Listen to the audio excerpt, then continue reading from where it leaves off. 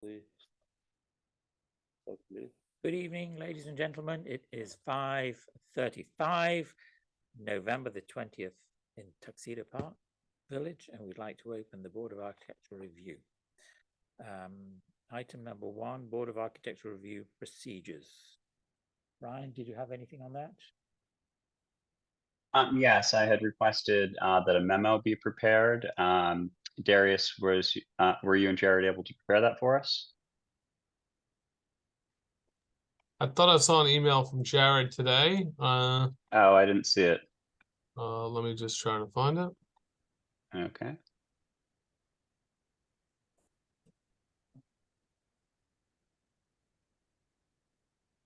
Oh, yep, I see he did send that over Friday. Okay. Okay, so we'll review this and then discuss an executive session. I don't want to take up anybody's time until we've all had a chance to look at this. But thank you for providing, greatly appreciated. No problem. Okay, item number 2, 66 Summit Road. If you'd like to come up and tell us about the installation of the deer fence.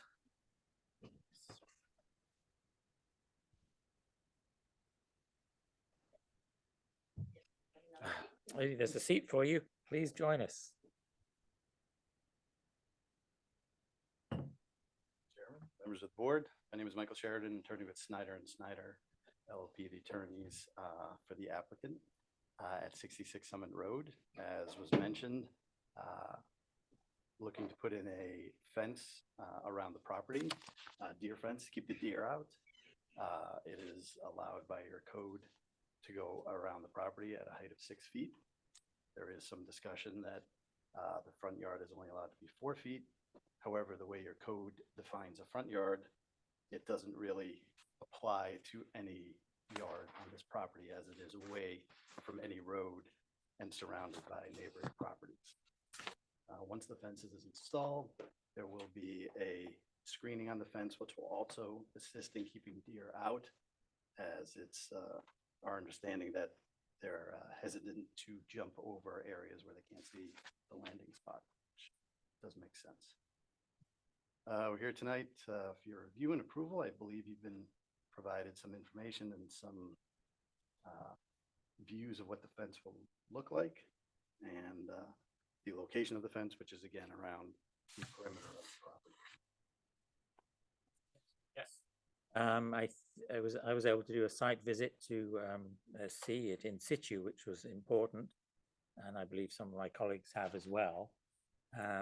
You're right, it's a delightfully isolated property and doesn't approach the road.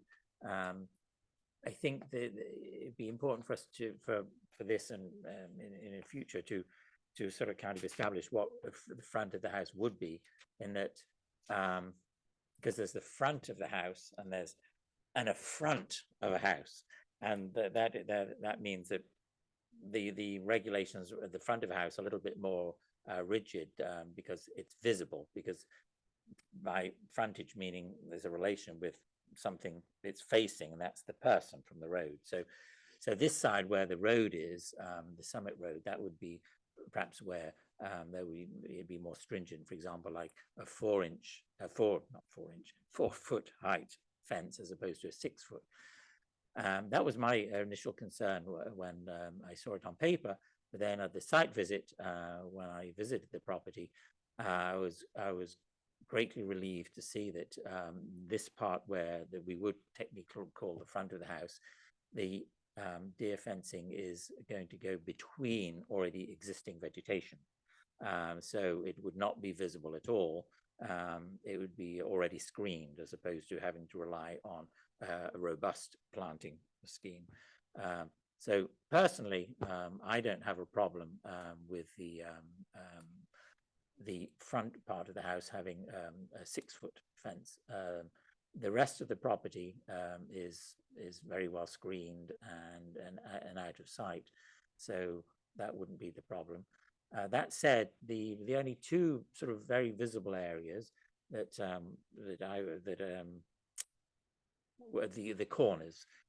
When you come up the driveway, where there was that burning bush, Oh, sorry, here, the driveway. So this corner here, where there is a property here, it's vacant at the moment, but it is for sale and hopefully will be sold eventually.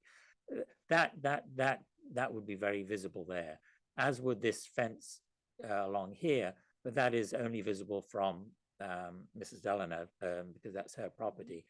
So that's her call whether she wants that visible or not.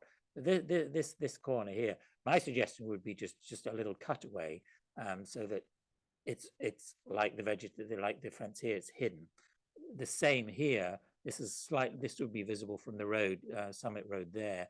And if that was just cut away a little bit like that, it would be hidden by vegetation, and it would be a wonderful solution. They wouldn't have to be relying on robust planting to conceal it. So that would be my suggestion on the fence. Just to bring in here and here, maybe what you're thinking, 15 or 20 feet or? Oh, no, that's a lot. Just to Or 5 feet or what? probably probably no more than 5 or 6 feet, just so that it goes behind already existing Right. vegetation, so Quite that it's already small screened. It's a modification. it's a little cutaway. So that's what I would suggest on that, and then you could have the 6 foot all around. But I was still planning to do a lot of vegetation around. Right, it's just that would take a while. This would be an immediate thing, and you wouldn't have to. That'd be one less thing, because now you've got this deer-free thing. You're going to have a big project in your hand, making it beautiful, and so to have to worry about these things, because it wouldn't be able to happen until the spring. So that's thought on that. And before I have my colleagues share their opinion, is there was a suggestion that it would be a matte black as opposed to a shiny black would be a good idea. Shiny, So that would be fine. The privacy fence, though, absolutely against. That would be make the place look like a construction site. It would make it visible through the vegetation, and so that would be something that. And it would also require a different kind of fencing, a heavier No. gauge. Well, I assume you're just using deer fencing here, which would be a light plastic. It's with- not. No, it's not plastic. It's like a mesh thing. It's not a chain link. It's more elegant. Oh, But it is metal. It is metal. Yeah. but this is this is great. Yeah. What I was looking at was No. on. No. It's was not this no, chain link n- fence. No chain link. Yeah, this disappears. This is This actually even better if something falls on it. It's not gonna give way as much as a chain link. No, this is great. And I think you're concerned that the deer would jump over it. Absolutely. Yeah. the fact 6 that- feet, 6 feet is definitely not enough. They are absolutely easily clear 10 feet. Right. I have plantings and I put like, I don't know, some sort of a plastic mesh around it, and it's 8 feet high. And I watch them like from standing position, they just clear inside. I go in, chase them out, go away, they turn around, jump in. I That's think like an 8 feet. it is a concern. I think what the fact that you have the robust vegetation around it makes it a bigger barrier, so it's not so Yes, but front. it's actually not everywhere. And you know how they actually could go in between the bushes? Sorry. In between the bushes. In between the bushes they go. It's like they're very sneaky. They could go under the fence. That's what I watch them do. I mean, what I've seen other people have done, they've done a double layer. So there's 2 fences, and that way there's a real impediment, and that prevents the deers jumping over. So that's another. Yeah, because- that's because- actually not so budget friendly. Well, exactly, but this this would be for me the privacy thing 100% no. That would defeat. But that's again, it's a temporary thing until the vegetation grows. It's not gonna stay there indefinitely. Yeah, I mean, even as a temporary thing, even with building sites, construction sites, and that sort of thing, it's a temporary thing. But with this, that's for a construction site to hide really awful, building, construction and very unsightly.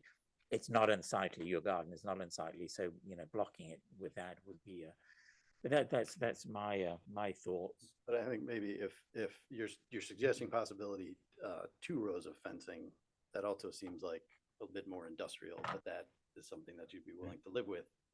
That would be a permanent solution, the two layers of fencing, whereas this, which might, you know, in your opinion, have more of a construction site feel, which, you know, the double fencing kind of might indicate that as well. This would be temporary. So this would be something that would be up until the plantings would come in, and then it would come down, and then it would just be the 1 row of fencing that's Could up be an there. Extended period of time, right? Because plantings can happen to the spring and you need to get them to maturity so you can take it away, right? So it's, It wouldn't be immediate. You're right. It would take some time Mm. for the plantings to mature a little bit. But again, it would be, again, a temporary solution, whereas the other double fencing, in order to keep the deer out, which is what's important, would be a permanent solution, not a temporary solution.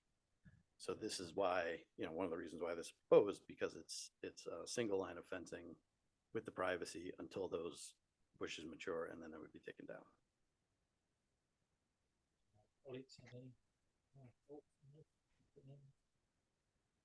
Two thoughts on Zoom here. I have to agree with Chris in the proposing putting up the I think it's like a polypropylene or some sort of artificial barrier on it is maybe not the best idea or precedent to set. I understand concerns with the height. I understand our fences are, well, before I get ahead of myself, Chris, maybe we could suggest some plantings that would do well there and be fast growing, and kind of split the difference on the problem. And two, John, are we completely limited to 6 feet for a deer fence? I understand for an actual fence, yes, but I've seen examples of higher fences for gardens in the park for deer fencing exclusively. There's no reference to deer fencing in the village code. So is there oh, sorry, go ahead. There's no reference to deer fencing in the village code.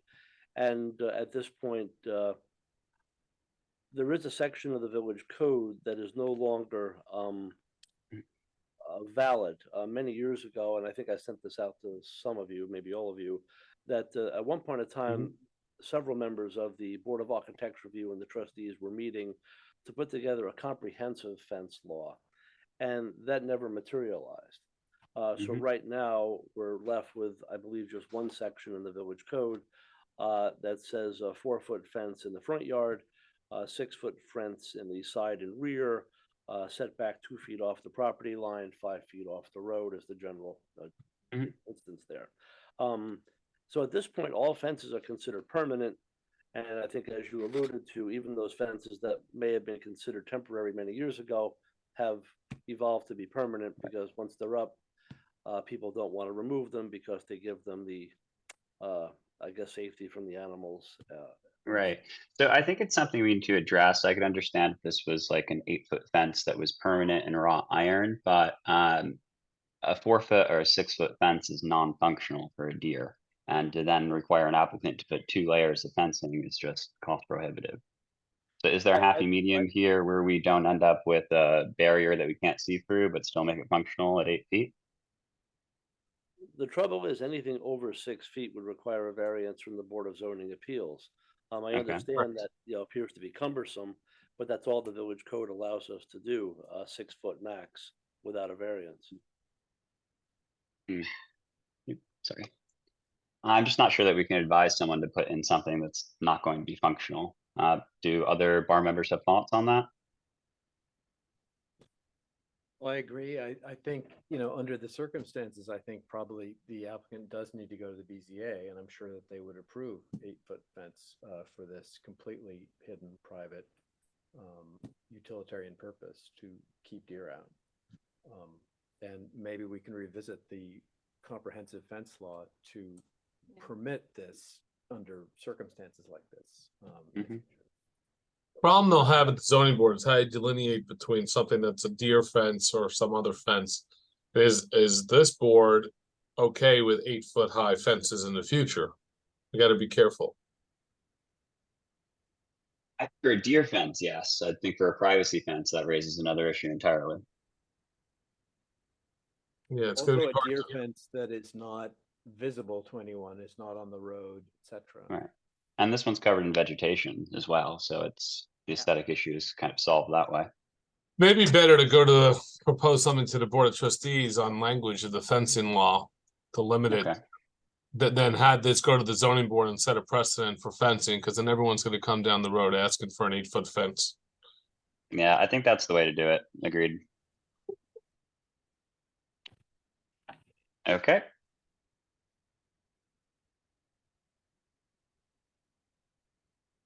Mhm. I Mhm. have vegetation right now. I think the path forward, maybe we can draft something up, propose it from the ARB to you first, to the Board of Trustees on fencing law. And then they may have to come back in, a couple months after that if that gets approved by the Board of Uh, Trustees. when would the next BZA meeting be for the applicant? The BZA requires notification 30 days before they schedule a meeting. So, right now, the next meeting wouldn't be until the first week of January. So we can draft something up on the law, Ryan, if you want, and get it to the Mhm. board members to review. And then get it to the Board of Trustees. They'll have to notice a public hearing for any change in the law, which may take some time, so. Maybe if the applicant can be back in touch with John on the status of that, then come back. Whenever that's done. That'd be great if you could draft that, greatly appreciated. I certainly don't want to delay the applicant in any way. I do think that maybe waiting the 30 days and getting approval for the 8-foot fence would ultimately give you something you're happier with versus 6-foot. But that decision is up to you. It also would create actually a problem because the winter is coming. We already have freezing temperatures at night. So it will be much more difficult to install the fence. And the snow, I believe, is expected on Friday. And the deer are actually the most destructive. This is during- probably a 2024 project. For you. Say it again, please. This is probably a 2024 project for you, not 2023. So before we go off and go to the ZBA in connection with the potential 8-foot fencing, I think what has been discussed and some of the board members here have indicated that there is already some privacy to certain parts of the fence or some screening that may avert the deer from jumping over the fence because it is screened and there's already some bushes. To the extent that that exists around the property, maybe the privacy screening isn't necessary at those locations. And that the privacy screening can be limited to only those locations where there isn't any existing vegetation that would screen the fence. So with the 6-foot fence surrounding the property with limited privacy screening only in those locations where there's not vegetation put in until such time as the vegetation is mature enough to provide the screening for the fence that is necessary. Certainly, I mean, I could do for compromise. If our suggestion is taken of these catty corners here cut away, so that limits the extent of it, and there's not some angle of this privacy screen sticking out.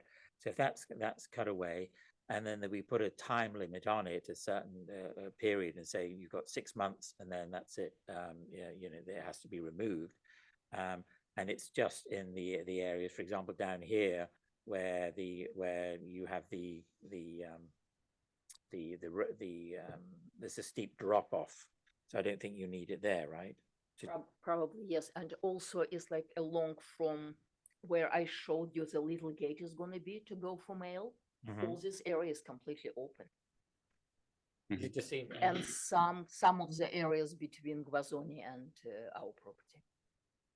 because it just seems to me this if a mock-up had been done to show it, to show that it's not so offensive, but Actually it's not. well, no, I find this awful. I mean, I really, it's so, it's the fencing isn't great anyway, but when it's invisible, like the fencing you propose, that's fine. You don't see it, but this thing is like Actually, it's not, for some reason here, it's almost like an olive green. What I have already in my garage, it's kind of like, it's very, very subdued. well, it has the same effect to us as to deer. It's like block. Yeah.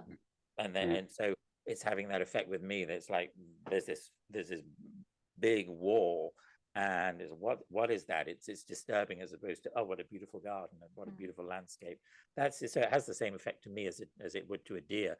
It's like saying, go away, don't trespass, back off. Well, in some cases, Hmm. that's exactly what I'm trying to say. Well, to the deer, yes, Mm. but visually, we're talking about aesthetics here, and for neighbors that are going along, so what's happening to up there? Is is the house being demolished? Is it a construction site? It Two has. quick thoughts.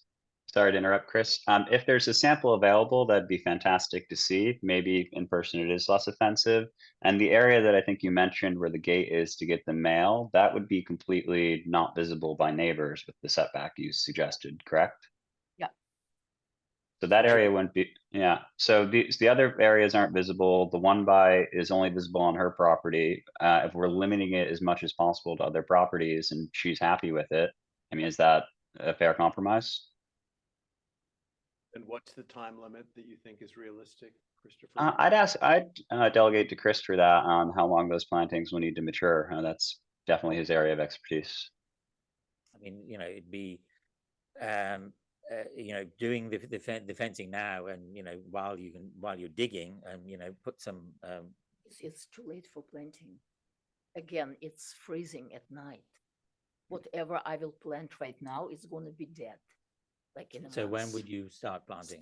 Start in the spring, early spring.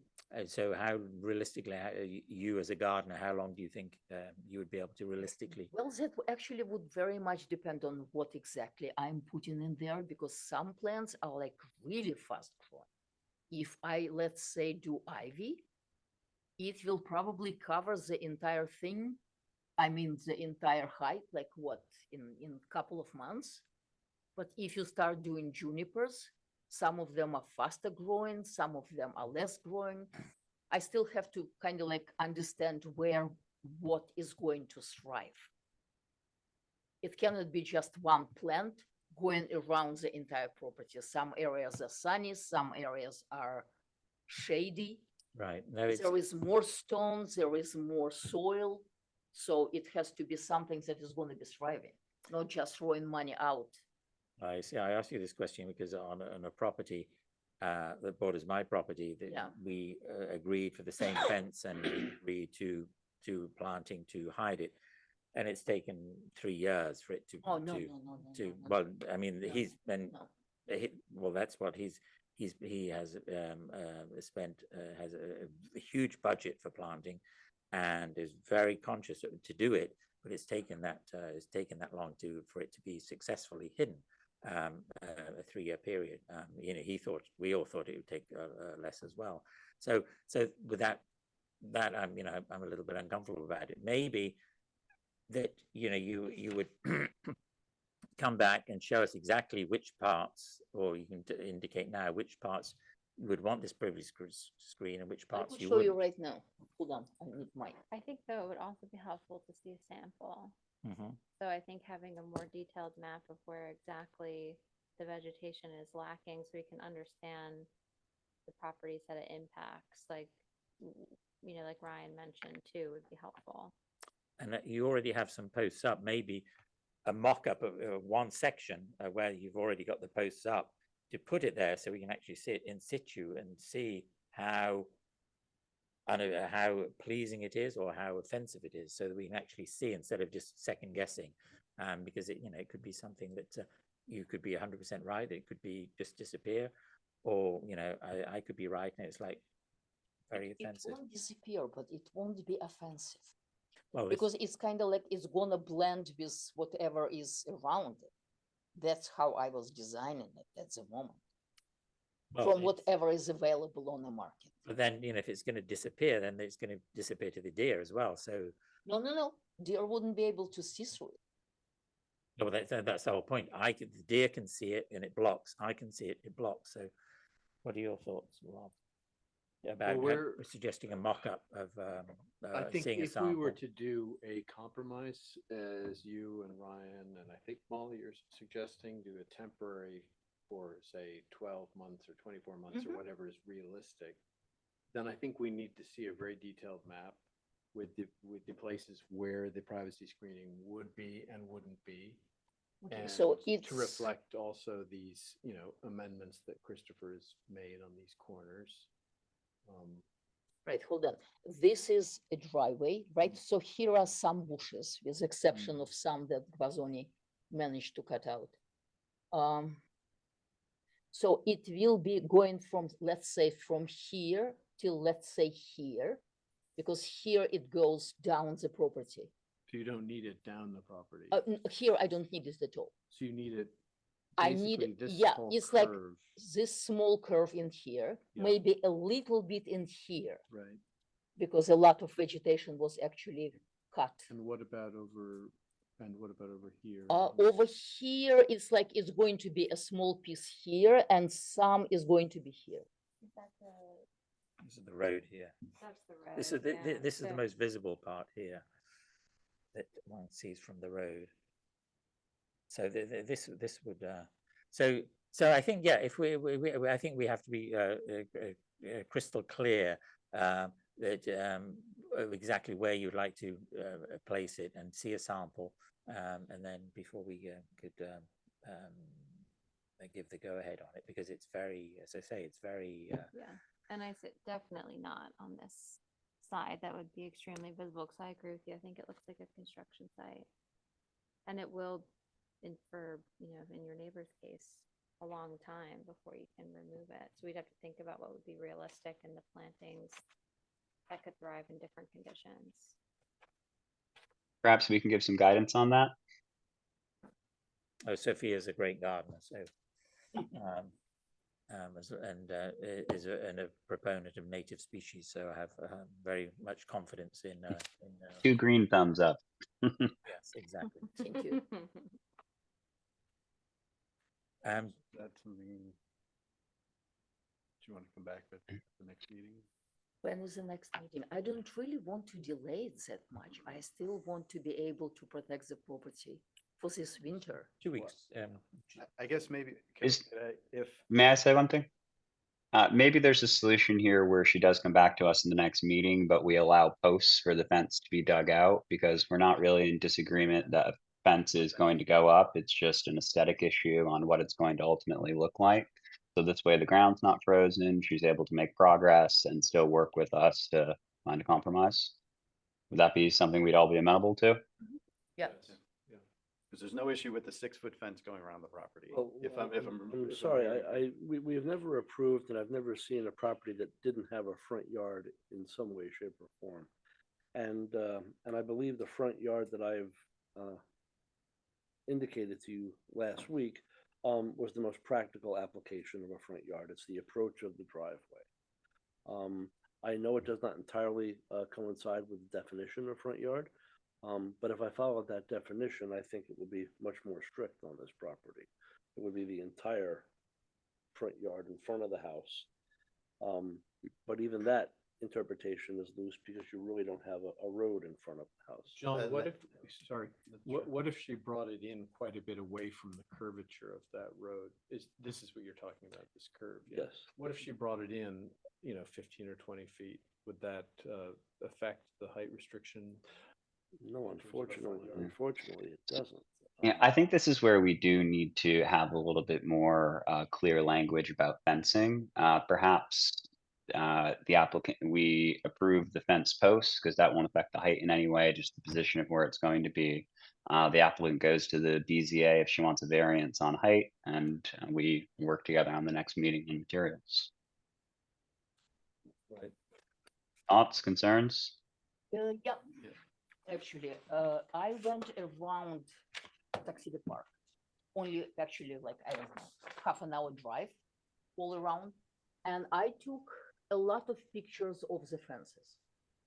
And all the pictures were taken from the road. I didn't go into the properties. And I was addressing mostly, well, some of them I don't even know how to name them. Some of them definitely deer fences because it was like a mesh, not plastic mesh, but metal mesh in there. Some of them were chain link. So I'm assuming that's a deer fence and not so much a privacy fence or whatever. And some were a lot of metal bars. And not a single one was 4 feet tall. Quite a few were 8 feet tall. I actually have pictures to show. Mike has also. Right, and there's a lot of things in the park that were before our time. What we can approve is we have to follow the code. So if the code is, you know, above 6 foot, has to go to the BZA, then No, you know, we have to respect that. I So have no we no can't go issue with 6 retroactive. foot. I have issue with 4 feet. Sure. Because 4 feet, it's sort of like, it's, guys, absolutely ridiculous. We are talking about deer fence. It's gonna just step over it. But And I'm sorry, Sophia, but we can't approve something that is in contrast with the village code. And I think that's where our attorney suggested, maybe there should be some language proposed to the trustees to change some of the fence law.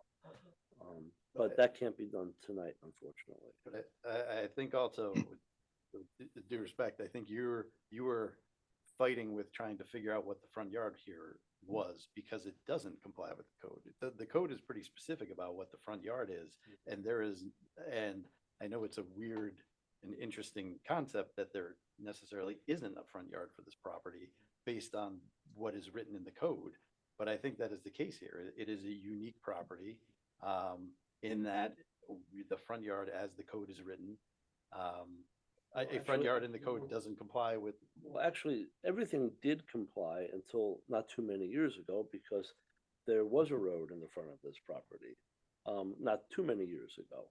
So the code, you know, did address the situation, but things have changed. But we have to work with what we have. Right, And I totally. tried to pick what I thought was a reasonable interpretation of front yard, without, you know, just citing the front yard from the front door all the way to the former road. And that would have limited half of your property to a 4-foot fence. I'm just saying that let's just use the approach. That's typically the front of the property. That's the most visible part of the property, where I think some neighbors and others, passersby, may take offense to a 6-foot high fence. Yeah, John, the problem is there are no passers-by. It's my driveway. It's her Nobody- driveway that comes up nobody- and ends yeah. there. There's really not. It's an end. there's No, really- nobody is passing there except me, my friends, my workers, or whatever. Well, there's no population requirement or passerby requirement when it comes to front yard. My interpretation is that is the front entrance to your property, and that is what I think, the best I can do. So at this point, you can propose some code changes to the village board, and they may look into them. But I have to pick a front yard somewhere. No property doesn't have some part of a front yard. Again, I would say the way it's defined in this code, which is a unique way to define front yard, is not necessarily the same in all codes, Mhm. is that it says extending from the wall of the building to the street line. I mean, certainly this is property, I guess. There was a street line, now it's a common driveway that goes out to the street, but it doesn't necessarily go to a street line just the way it's lined up. So I understand. you're interpreting it in a way, and then sort of agreeing with that, and then saying, well, I needed to find somewhere to apply this, and are picking one to apply it to, which doesn't, you know, it makes some sense. But again, you're just finding one and you're pulling one out. It's not that the code is defining this, it's that the code defines it in a way that is something that's not applicable to this property, and then you're just assigning one of them. I think there's another interpretation that just says this is not necessarily something that is defined in the code, so you could just as easily say there's not a front yard that we can apply here, so we can do 6 foot all around, which I think the board was finding an agreeable concept based on the location of the property, based on neighbors are, based on the existing vegetation, based on the existing conditions, the location of the property. Everybody it seems like the board was leaning that way. I don't want to speak for the board, leaning towards having 6 feet be a reasonable solution to this issue. I think the board and I are trying to be accommodating, but to say that there's no front yard is a stretch. To me, there's so many issues here where this is a textbook case for going to the BZA. And that just should be the procedure here. so that we can clear it up. I mean, I think you have very many clear and good arguments to make to the BZA that will yield the right result. Does anybody else have any comments on Zoom or in the room? Yes, can we speak? Yes, go ahead. Yeah, two things. One is that the East Summit Road and the former paper road that was sold to Houston Stebbins needs to be kept clear. The emergency vehicles, especially the fire trucks, cannot make the hairpin turn that goes to my house. And I don't know, Mr. Gao, if you visited East Summit Road and that paper road where there's that hairpin turn. We got one of the fire trucks up there, the smallest one, and they could not make the hairpin turn. What they have to do is pull straight into the paper road and then back up into my property to put out a fire. So we cannot block that paper road at all. The fire truck, Claudio. The shortest fire truck they have will not make, and then you have to visit the site yourselves just to see Here is what a it's picture like. site At the moment. No, I understand the site. I'm sorry. wondering How long is the fire vehicle that you need to push into the paper road? Right, I would say a good 15, 20 feet. Okay. There's no, So maybe what you do is bring the deer fencing in, have a cutout of 20, 25 feet. Let me just explain something. I cannot see from here. So I am standing, here is the property marker, right? Right. You see this L thing? Yeah. Here is Claudio's, You're saying it's already 25 feet in. it's actually 39 feet. Oh, okay, right. From where I am standing, exactly here, it's 2 feet away, as it's supposed to be as a setback. And from this point to this point, it's like the closest. Right. Because it's You're longer saying here, the largest fire vehicle could easily do Easily. exactly what Claudia. easily. And Christopher No, was that's- there. that's to not do true. Well, It I- Yes, that's also absolutely photographic- not true, Ms. Dolliner, and But you know here that. We don't need, Photographic we, evidence. we don't need our opinion. I think we need a professional opinion from someone from the fire department to make that determination. And if the fire department say, this is what we need, then I think we should all respect that. Gardner Hempel came up with is the shortest fire truck and could not make that hairpin turn. He needs 15, 20 feet to go in and then back up the truck inside. Mrs. Delanner is saying that there's 30 feet. 39. There it isn't. No, there's not. Well, There I mean, is. go look at it. I think- She's delusional. Emma, Okay, but- first of all, we're going to keep this conversation civil. That is uncalled for, and we not be having personal attacks in this meeting. There's no personal First and last- attacks. Calling there's someone no 30 delusional is a feet. personal attack, sir. No, That we is the just first need- and last warning. we just need to have the fire department determine what they need, and then that'll But also, dictate it. I, before we go, I don't think there's any dispute that it's Ms. Delliner's property and has a right to do on her property what is allowed by the code. A neighbor coming in and That's- saying that he needs to use her property for his benefit. Well, there's it's an not- easement on that. There is none. There is none. There's a part of the local law that says if it's This needed for easement? emergency vehicles, Easement. that you can't put they can't put a fence where there's a need for emergency vehicles. Right, Claudia. Okay, you know what? Let me show you I'm here. not sure because you- it I- will be I'm bigger. not sure you're allowed to will be design bigger. your property in a way that doesn't allow emergency vehicles to get up to it. And then take a neighbor's property for your use to get emergency vehicles up there if it wasn't Ah. designed in a way that could allow that to Oh, happen. here. So it says former roadway, East Summit Right. Road, subject to an easement, pedestrian Yeah, purposes. yeah. No. That's actually cut out of the text and pasted here. So this particular text is right here. I also think we're getting away from. That's true. So this here board is is this keyboard. part, right? Here is this particular text that is going here. Mhm. It's relating only to this. And it's not a public access thing. It's only for Ankati. I mean, sorry. Yeah, it is this part. This part is an easement for pumps. This part is our private property. There is no easement. So for the access, the former access road that we're talking about, where the hairpin turn is, you're saying Oh, that, he's talking about this. right? He's talking about this area. This is our property. It's private property, no easements whatsoever. John? No, you've asked for, there's no way for a fire truck to come up to our property in case of an emergency, in case of a fire. She's blocking the only way up to our property for the shortest fire truck. Gardner Hempel came up and measured it. He had to invade the paper road by 15, 20 feet. This needs to be taken into consideration. What you don't want is to have a lawsuit here. And I'm telling you that first of all, I was not notified under Village Section Code 100-53D. And if you vote on anything tonight, you are looking for a lawsuit because I will not have my house in danger because of a deer fence without a setback.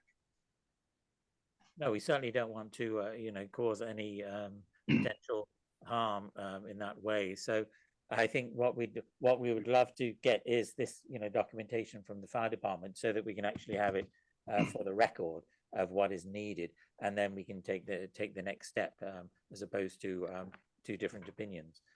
So that's something else to bring to the next meeting. Thank you, Mr. Gum. Also, I don't want to see anything of this, this fence with this cover on it that looks like a correctional facility. I don't want to see it from my properties. So it's not a good precedent to set this opaque fabric on a fence. I'm not against Ms. Dolinar having a normal deer fence like everybody else has that blends in with the environment. But a shiny metallic deer fence that's stiff, I really don't want to see it from my property. There's plenty of deer fence around that we can see. And it should not be covered in any place where I can see it from my properties with this fabric, this polyethylene fabric. It's a bad precedent to set. There's not one deer fence that is covered in polyethylene plastic in Tuxedo Park right now. Thank you. Are there Thank any you. comments? So we have some homework to do in order for us to move forward. We're all in favor of. Question 2, on the passability of that road, is that currently something that is passable? I remember on our site visit, there being boulders and things strewn across. Is that road when's the last time that was maintained for someone to drive on? Actually, there is a restriction on it, that it cannot be used for ingress or egress of the vehicles. So fire trucks coming in is actually absolute no-no. Yeah, I certainly don't want to see them in harm's way, but John, could you? Oh, sorry, go ahead. Right. There's actually a copy of the deed for it.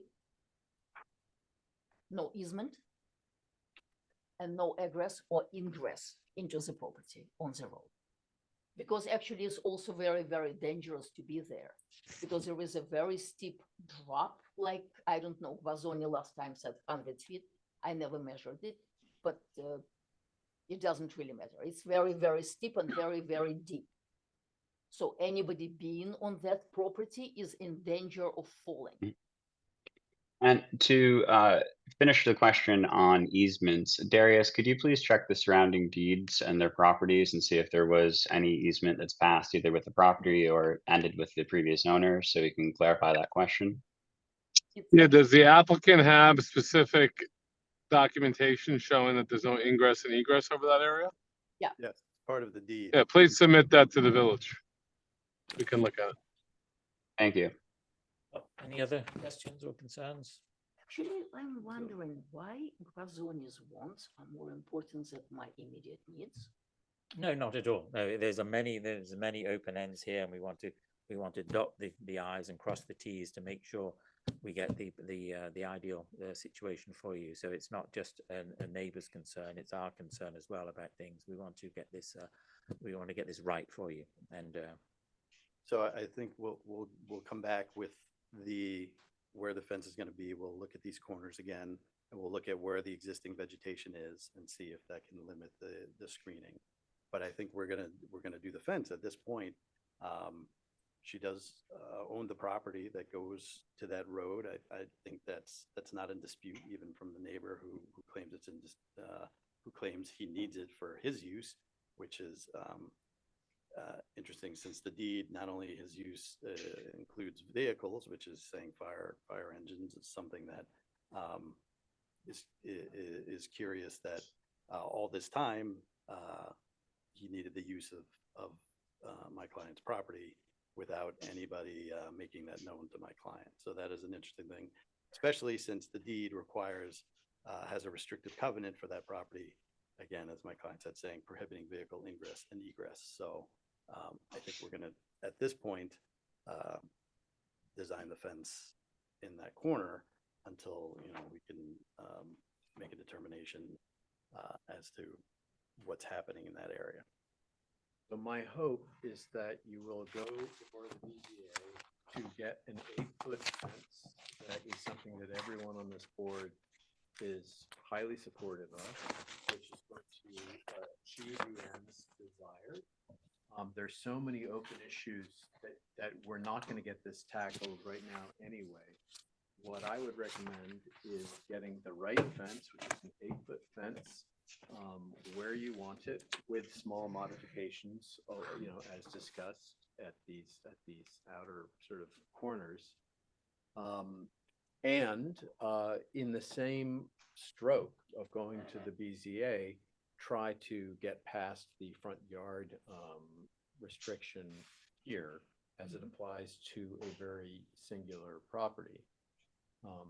I think we also should have a comprehensive fencing law with the board as well, but I think what Chairman has suggested, which is beginning the digging and even concrete work to some extent now, while you have the weather with you, Yes, it please. makes eminent sense to me.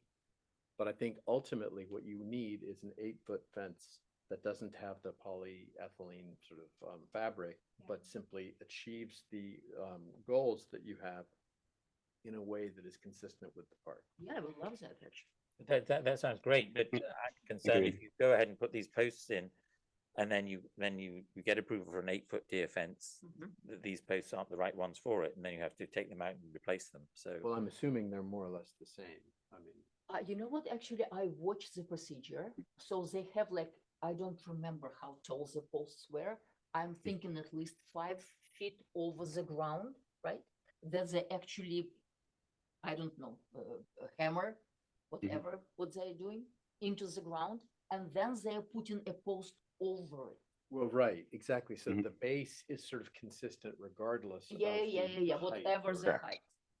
Right, That so would be the my height sense. actually could be adjusted, I think, from 6 to 8. And the only thing I would say as well is anything that is sensitive, for instance, this question of making sure that emergency vehicles, you have the 30 feet, which you're telling me you do. 39 feet, Okay, it's plenty of the- room. Then if I can finish. Yeah. If there is 39 feet, then you should have no fear about any recourse, Yeah, because it would not be justified. But I just, sir, I don't want any Our posts public put into comment the, section has ended. We have given public comment. Please do not interrupt. uh, Thank you. let me see if I can reclaim my thought here. fire trucks. Yeah, no, of course, but It's 39 feet. Then. yeah, so if it's 39 feet, it's 39 feet. And I think it would be good while you're going to the BZA and you're sort of incurring this sort of time lag, we should speak, or the applicant should, I don't know which is appropriate, to the fire department, just to confirm the length of the vehicles in question and make sure that 39 feet that you cite is accurate and sufficient. John, are you comfortable with that? That, I mean, how tall are these posts? If we're putting 6-foot posts in areas Okay. that are only allowing 4-foot. No, it's easier to make 8 6 feet than 6 feet 8. I mean, that's adjustable and doable. I mean, what if the BZA comes back and says, no, that's the front lawn, 4-foot is only allowed, 4-foot fence, and we have 6-foot posts. 6 to 4 is easier than 4 to 6. I mean, it's adjustable. It's And by not the way, what I set was in stone. And by the way, what I was suggesting was simply doing the work that is weather sensitive, which is Yes. the base, Mhm. digging at the concrete, not the posts. Yeah, that's my understanding of what you said. I This would- is just the base. Yeah, I would leave the posts until after the Yeah, BZA. yeah. Agreed. And not in the sensitive areas. Does that help? Except for D1. Does that sound good? Could you just repeat that? So what we would like to do is make a proposition to approve the bases for posts to be put in on this red perimeter on designated on. Say, I was there when they put in 2 of the posts. Mm-hmm. They're putting them in with an impact on, Mm. they're just driving them in. There's, Yeah. doesn't appear to be any concrete footing or anything. Oh, along okay. that line. Oh, No, I think if the ground freezes hard enough, they might not be able to put them in the manner that they've been. But I don't believe there's any digging or concrete work necessary. Actually, there is. Whenever they're putting 2 gates, like small gate and a big gate, they need Okay. to do cement. Okay, so at those 2 openings. that Yeah, should there be are 2 done. openings. Okay, so I mean, but in order to help you move this along as much as possible, then we could approve, for example, the cattle grid putting in with, because that's going to need cement beds and the gate, and that we could go ahead and approve. But yeah, it seems that Can I So chime in for 1 minute on the work done, at the ground level? I don't think we should say to do it on her own accord. She can do it.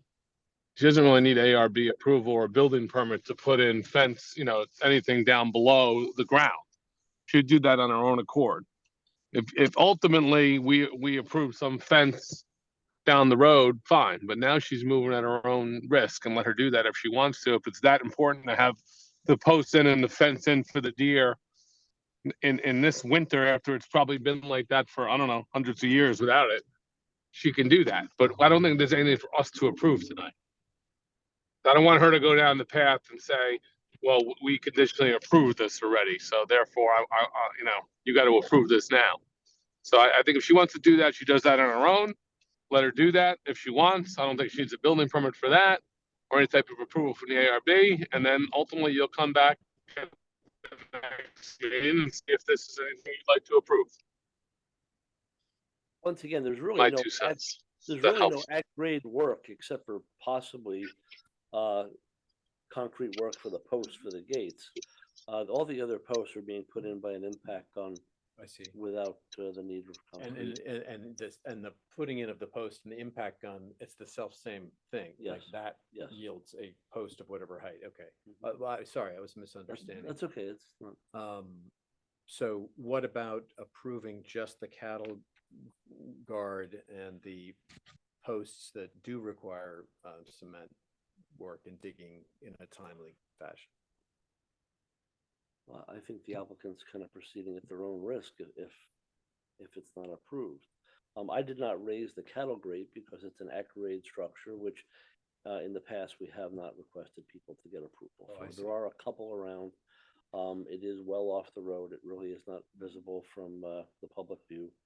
So I didn't even raise the cattle grate. I already have it.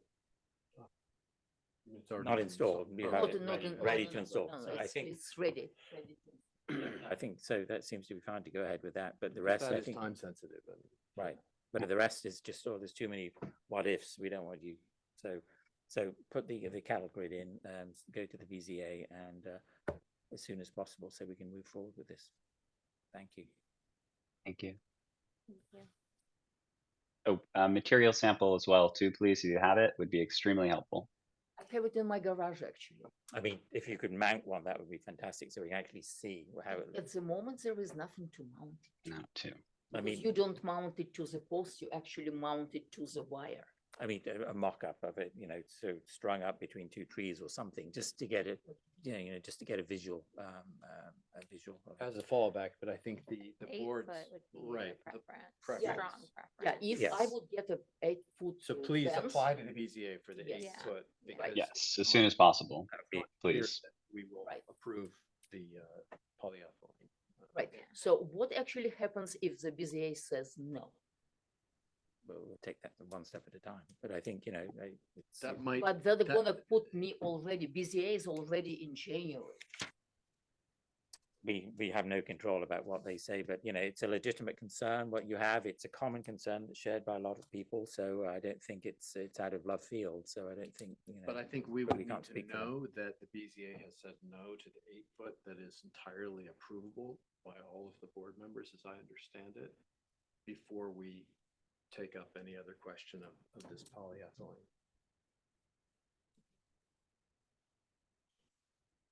You have to make application by the first week in December for the January meeting, and I can guide you through that. Wondering if we could, since this is a public hearing, we could adjourn this to whatever your meeting is in January. So after we go to the BZA, we can come back and then discuss everything. Just keep this moving. I don't see that as a We problem. need to come back. No, and I don't see that as a problem coming back. What date is your meeting in January? I don't, it's the first and third Mondays. I don't have the dates. On me, but, Thank you. Thank you. So the next application, number 3 is Mr. Lynch, who's with us Yes. of the whole meeting. So can Before we just- do, I just want to thank the applicant for working with us to find a solution, and we will look forward to our next meeting. And Can I just say something actually? No. Not Christopher. Claudio, please refrain from parking your vehicles on my property. I would like to, on both ends, not make this a platform for public Okay. debate. We're here to discuss the items on there. I would address those concerns in the proper channels. Thank you, Mr. Lynch. Mr. Giagione, are you still with us? so I think he's off, so I was going to skip to him, but so we'll go back to the schedule. Mr. Lynch. Okay, wonderful. Pretend I got up and I went to the other side of the desk. This is the updated plan. Sorry, Ryan, 1 second. So- Oh, yes, apologies. So we'll adjourn this to January 3rd, and if we aren't in front of the BZA, maybe. we'll be in touch. Yeah. Thank you. Thank you. Thank you. Thank you very much. Thank you. Thank you. Lynch, carry on. Okay, so other side of the table, this is the updated landscape plan you should have in front of you, as well as the specs for a 26 kilowatt Generac generator. We've located it on the property as far away from neighbors as possible. It'll have an evergreen hedge in front of it, and to the right of it is both a retaining wall and a natural berm that will help create further sound reduction. The decibel rating for this unit, I believe, is 65 decibels. It should be on the spec sheet in front of you. And the alternative location for this, Oh, this is going to be very quick. Oh, this is, sorry, yeah, this is going to be a very quick one. Yeah, sorry, Jim. I'll be very quick, I promise. The electrical service comes in at if you're looking at the map in front of you, it's to the left, indicated by an E on the far right corner of the house. I didn't want to locate it directly next to the facade and take away from that beautiful stonework that we had redone. So we've moved it about, I'd say 15 or 20 feet over by that berm, and are putting fencing and, I'm sorry, a natural evergreen barrier that will then kind of blend into the landscape and help shield the unit. Questions, concerns? You said natural. Did you mean native species? Yes, I did, Chris. Thank you. Oh, good. We planned on using the same ones. I forget what they are at the moment, but that shield the AC units on the lower half of the house currently. It's, yeah, no, so it's, yeah, that was my other concern, where the thought was to place it in front of the O and R thing to kill two birds with one stone. but Yeah, it's just, it really takes away from the facade of the house, and I think it's kind of an eyesore there. This way it's hidden, there's a retaining wall and the natural elements hiding it further. I think it's a more elegant solution. We're certainly open to input, but I think that's the best spot for it. Yeah, no, I have no concerns, and Tara, yeah, it looks good. Looks perfect, yeah. Okay. Like to make any comments from the floor or from the Zoom participants? Like to make a motion to approve the plan for the Ryan Lynch residence on Westlake Road, drawing L2 dated August 18, 2022 by Daniel Sherman Landscape Architect for the placement and length of the generator and landscaping, and with the Generac 26 kW Guardian Series generator. I have a second. Second. All in favor? Aye. Thank you. Approved. Okay, thank you all. Greatly appreciated. Sebastioni? Yes, how are you? I'm here. Good. Thank you for your patience. Welcome to the Board of Architecture Review. So we're here about reducing the size of your beautiful bluestone patio in your front yard. In order to, if I understand correctly, so you can have your own parking, an extra parking spot. Is that correct? Yes, maybe I can give some context to it, which is historically I've tried to keep the property as you see it now, because I would park across the street where there is kind of a space area to park, which is gravel, but it is owned by the neighbor above me. And some of you who participated in the board meeting, and John is aware of this as well, since we exchanged some constructive conversations and emails on it. The road above the property there has some boulders that are at the edge of the road going up that I'm very concerned will roll down. There's an open question, or actually the village is convinced that those boulders are responsibility of the owner of the property across the street from me. And the owner says, I don't want to do anything about it unless whoever does it takes full responsibility and liability for the work plus pays for the cost. The result is that I don't want to park anymore where I used to, which was across the street, because obviously, just under view of a lawyer, if a boulder were to come down and hit my car parked there, the owner of the property would claim that I was parked there on his property, therefore it's my responsibility. We have a larger issue there, what to do with possible boulders falling down, and we talked at the board with the mayor about having a conversation to see how we can address that constructively. In the meantime, I kind of have to park on the street. And it's not a street with a lot of traffic. My concern is more when there's snow and the snow plows have to come. If in fact I'm parked on the street, there's a risk either they plow around me and then I have to dig myself out, which is never easy, or two, that just because it's a snowstorm, whatever, they may or may not see the car and plow into it, not have any bad driving, but just because accidents happen. So I'm trying to find a practical solution. And this is one that I came up with. I'm not in love with it, to be clear, because I like my front of the house as it is. But at this point, I haven't come up with another solution. So there's just the background for it, just so everybody kind of has the tone of it. Can I ask a question, Mr. Biagioni? There's a 3-car garage attached to the house, isn't there? Yeah, but it's actually a 2-car garage, because one garage is a fake garage. It's not a real garage door. It was retained that way because the house was originally that way, but it does have a door entrance there. So it's actually been constructed inside. But there are 2 bays for cars. There are 2 bays, but they're smaller than normal. Again, to retain the original pillars of the house. So I know I can fit 1 car in it. I don't think I can fit the second one, which is a larger car. Number.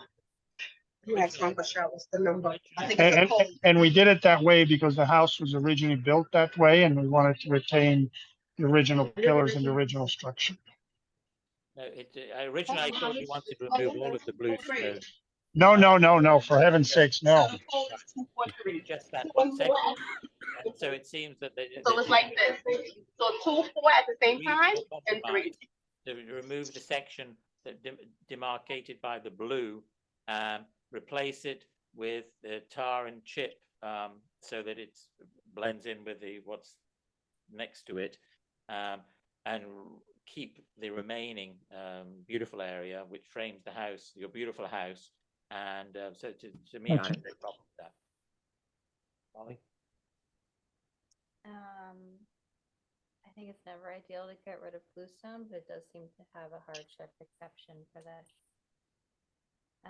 So I think I would be in support because of what he's dealing with parking. Right, no, I hear you. When you say tar and chip, do you just mean macadam, like the road, or what? Right.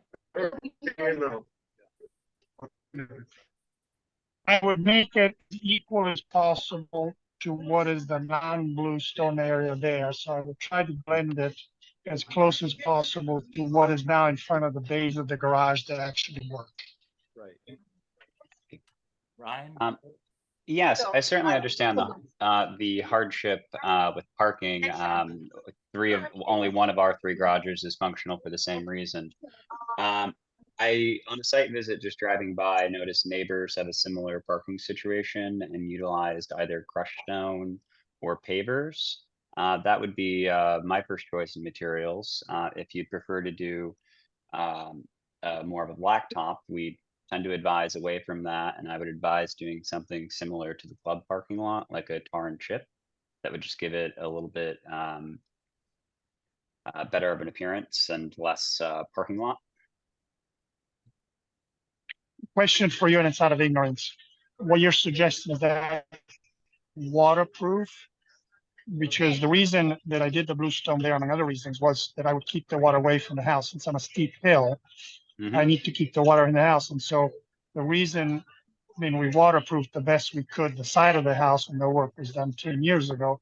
But still, the objective is to keep the water away from the house. So I'm okay with other suggestions. Yes. So it would be a great opportunity like to to make address. sure that I'm sorry, I didn't mean to cut you off. I had a make sure that delay on the if we Zoom. don't do it, apologize. Want to make sure that if we do it in the material you're proposing, I still don't get water running down through the front of the house, but eventually we'll get into side of the house in the basement. So it's, Well, it's, the a, beauty it's of- a technical question to which I don't have an answer. What I would suggest if I were doing this would be when you take out the bluestone to regrade away from the house and implement a drainage solution that's drivable on top of. We were able, sorry, there's some background noise. We had a similar issue with the front of our home in having water come in, and we're able to add some drainage to help. When you pull it up, it'd be the perfect time to do that. So maybe I can work with John to understand better what the practical solution would be, and then if it's necessary, we'll come back to you guys. Certainly, it would be rather similar for whichever material you chose, because you'd still be grading it away from the house to kind of help the water flow towards what I see as a drain on the right over there. Whether you chose to do pavers or crushed stone or even a tar and chip material, you would still be able to direct the water that way. So in terms of grading, I would really suggest that. I think what we're discussing is more the aesthetic of not doing blacktop. And I think another question is just, what would be the resolution of the existing bluestone terrace in front of the door, given that it's lower than the parking area? What will be the kind of definition? See what I'm saying? I mean, Well, currently, the part that goes up to the garage. Just to the blue line. right. Any other questions or concerns? I think we're bearing in mind, obviously doing it in the most functional way possible to protect your house, and to mitigate any water entry, we're in approval for you to go ahead and in the most aesthetically pleasing way. And tar and no asphalt, but tar and chip would be an option. Thank you very much. Thank you, Mr. Balgeri. Yeah. Thank you. Item number 5, the floor is yours, Mr. Hayes. Thank you for your patience for this important issue. Tell us. I don't know. Should I use this phone? We have formally Better voted if you on. speak up here, Jim. I think it's better if you speak up front. There's no paper. Sure. I think the mayor had sent over, or John had sent over, this unified solar permit. And the mayor had sent along a mandate that you all should rule on this and come back with a lot of information. I'd like to just make it clear, there's a very clear division between what your board does and what this unified solar permit does. The installation of solar permits is fairly complicated, and the state has a lot of rules about how this is supposed to be done. And there's a whole lot of procedures. You have to get a permit to do it, then you do it, and then the state inspects it. And so there are a lot of details with this. And so to standardize this, the state has issued this unified solar permit. And so the person, the contractor who is installing the solar panels knows that if this village or any community has adopted this unified solar permit, there is a standard way of doing it. And this streamlines the installations and speeds up the installations actually for the contractor who's doing it, as opposed to having some kind of other ways of doing it. So you could look at it in detail if you wanted to and decide that you want to install these panels in a different way than the state has sort of standardized. You can do it, but then the state may or may not approve it, which is another problem. So it's one of the first questions in the application is whether or not a board such as yours has approved the location. And so that is your jurisdiction as far as they're concerned. Should the panels be on this roof or not? And then if you say yes, then there's a standard way of their being installed.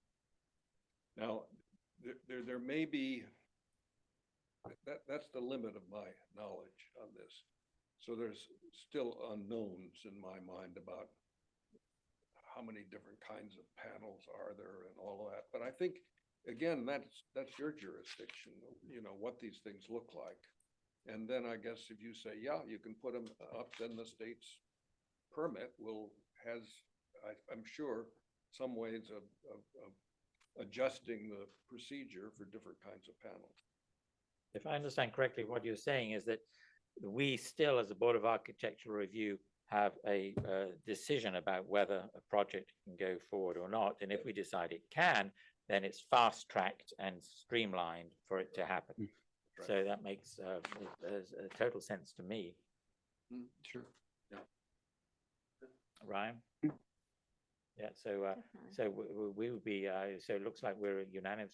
We can ask Stephanie's opinion as well, the 5th board member, your neighbor on East Lake Road, her opinion, but I think she's very favorable to solar panels. We can't speak for her, but I think, but 4 of us out of 5 are in favor of this. So we can, we'll have another look at it as well, but then we can have recommend to the Board of Trustees to ratify it. Yeah, it's really, it seems to me more a decision for the BOT than it is for your panel. That's right. But I think the mayor, the previous mayor just wanted our feedback and he's got it. Yeah, he's got our blessing. I think it would perhaps be helpful for applicants too, if we can say these are the areas in which we would approve a location, or similar to the fence thing, how if we want it visible from other properties, and just kind of streamline the process in a very clear expectations, I think would be helpful. And add it to the design guidelines. Yeah. Absolutely. Precisely. So it was design guidelines, solar panels, ABC, this is what you need to do. Excellent. Jim, Okay. thank you so much for You your I input. do have one Thank hand you. raised. So we have a question from the, Oh, yeah. Yeah, actually, I was going to bring up the design guidelines. I was part of the first BAR, and along with Ms. Paula Tocci, I designed, we wrote the first design guidelines, and we, there's a lot new technology, not only in solar, but in wind. And if you could standardize it by amending the current design guidelines and standardize it for everybody, it would be doing the whole park a favor. Thank you. thank you, appreciate that, yeah. Thank you for your feedback. That is something that we hope to do, and I think that in our next executive session might be a good time for us to go over that and then present it to the trustees. Absolutely, No? Okay. great, That sounds like a thank good you. idea. Thank you so much. Thank you, Mr. Thank you, And Mr. Hayes. six, the professional review invoices, I thought the ones that, I thought we'd reviewed them already and approved on November the sixth. There was a new batch that I had sent out. I did review them. They appear to be consistent with past billings, if they meet your approval. Yeah, so I saw those, I thought we'd done them, but if they're new, I would make a motion to approve the professional invoices. Thank you. Second, all in favor? Aye. And review of the minutes, Quick question, just before we do that, we didn't vote on item 4. Did that require a vote from us for approval, or what? Where did we land on that? to Baggioni. We didn't have a formal proposal, it was more of a This was really informal. So it was an informal review. Okay, never mind then. Thank you. And the minutes from, did anyone have any comments on the minutes from the November 6th meeting? No. Like to make a motion to approve the minutes by the fabulous Desiree from the November the 6th Board of Architecture Review. Second. All in favor? Aye. Like to make a motion to close the meeting. Second. All in favor? Aye. Third. Aye. Thank you all. Thank you. Thank you. Thanks for sharing. All right. Yes, thank you, Christopher. Thank you, Chris. Greatly appreciated. Enjoy y'all's Thanksgiving. Do your Thank you. Happy